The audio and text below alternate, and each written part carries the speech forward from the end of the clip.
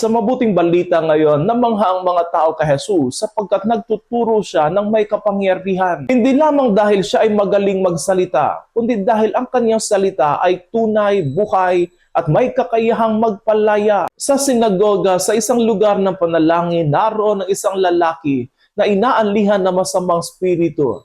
Tahimik at tila normal sa paningin ng iba. Ngunit sa pagdating ni Jesus, ang katotohanan ay nahayag. Isang mahalagang aral ang ipinapakita nito sa atin na ang kapangyarihan ni Kristo ay hindi lamang nagpapamangha, kundi nagpapagaling at nagpapalaya. Sa isang salita lamang, pinalaya niya ang taong matagal ng bihag na masamang spirito. Hindi siya nakipagtalo, hindi siya sumigaw. Tahimik, ngunit tiyak ang kanyang utos. Ganito kumilos ang Diyos, hindi marahas, kundi may autoridad na nagmumula sa pag-ibig. Hindi ba't marami din sa atin ang tila nasa sinagoga ng buhay, nagdarasal tayo, nagsisimba tayo, at ginagawa natin yung mga nakagisna nating tungkulin.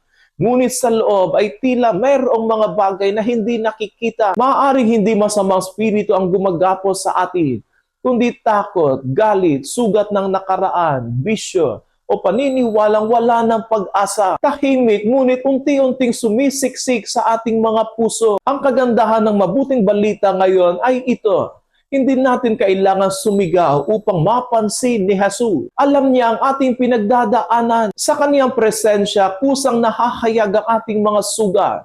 At sa kaniyang salita, dumarating ang kalayaan. Ang tanong ay, hinahayaan ba natin siyang magsalita sa ating buhay? Ang mundo ngayon na puno ng ingay ay nangangailangan ng salitang nagpapatahimik ng bagyo sa kalooban. Ang pusong sugatan ay nangangailangan ng salitang nagpapagaling at nagpapalaya. At ang taong pagod na sa pakikipaglaban sa buhay ay nangangailangan ng salitang nagsasabing, lumabas ka, malaya ka na. Naway sa tuwing tayo makikinig sa salita ng Diyos, hindi lamang tayo mamangha, kundi hayaan natin itong baguhin tayo at palayain tayo. Sapagkat kapag si Kristo ang nagsalita, ang kadiliman ay walang magagawa. Sapagkat ang kaniyang salita ay tunay ngang makapangyarihan.